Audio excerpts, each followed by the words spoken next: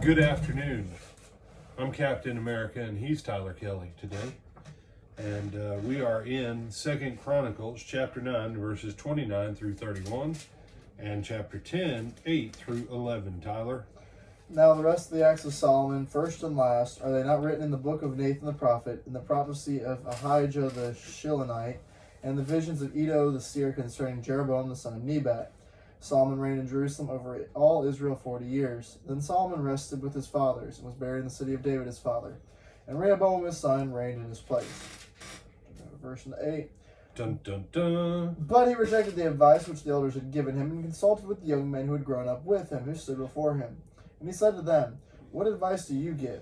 How should we answer this people who have spoken to me, saying, Lighten the yoke which your father put on us? And the young man who had grown up with him spoke to him, saying, Thus you should speak to the people who have spoken to you, saying, Your father made our yoke heavy, but you make it lighter on us.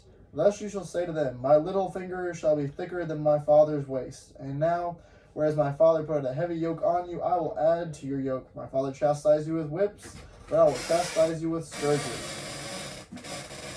Yours has waist?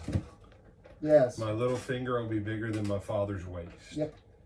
That's interesting. Now I've got I know what yours says. We've talked about it before. So I'm in chapter 10. Verse 10. Yeah, I'm sorry. You have to go with... That's funny. So, yeah, some of your Bibles will say waist, and some will say loins. Yep. It's a Hebrew play on it. These young men advising Rehoboam, they didn't have much class. Apparently not. So I'm not going to go into a lot of detail explaining what they meant by saying that his little finger would be heavier than his father's loins. You figure that out. But we talk about the grand old days of Solomon, and the simple fact is, part of Solomon's prosperity was, yes, he created tremendous economic prosperity, and then he taxed the people until they were all ready to kill themselves. So you say, but Brother Brian, please don't tell us everything wasn't perfect in the reign of Solomon. It wasn't. There, I said it. You didn't have to. Tyler said it. Shame on you, Tyler. And he goes out and he tells the people, I'm going to whip you with scorpions. I'm going to make things worse for you. If you thought it was bad under my dad, brace yourselves. It's fixing to get really bad. I'm Rehoboam and I'm the baddest dude walking. That was basically his attitude. And so the northern 10 tribes, they said, then get a message out to Jeroboam. And the bad part is, man, Jeroboam was actually a really good leader. And his political astuteness was phenomenal. Jeroboam could have been a righteous king.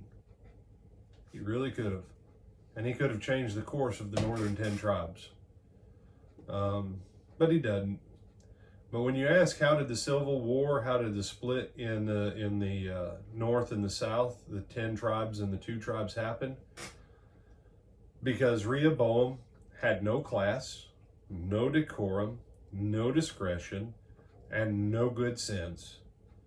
He wouldn't listen to his father's counselors. He listened to the spoiled brats he grew up with. And he didn't get a principle that most governments think that they can escape.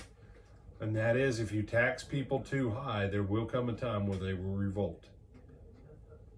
And also, you can't go out and tell the people, I'm going to whip you with scorpions, and think that it's going to be a good deal. Because if they have a different choice, they're taking it. The other guy says, I'm going to whip you with wet noodles. And they're like, yay, wet noodles beat scorpions. Yeah, just no. So Rehoboam, why'd the kingdom fall apart? Because Rehoboam was a bonehead. Just simply put. You have some other thoughts on this? No, sir. Do you have any thoughts about scorpion whipping? Sounds like a terrible idea. It is. And just so we're clear, Tyler, There is nothing in this lesson to encourage anyone to go out and tie scorpions to the end of whips to hit people with them. I don't believe in scorpion torture, enslavement, punishment, or whipping, whether they're receiving or giving the whipping. Be nice to your neighborhood scorpion. Or just step on them. As long as they stay out of sight and out of mind. Exactly. I'm Brian Reagan. This is Tyler Kelly. And Captain America and I, we will see you back tonight at what time?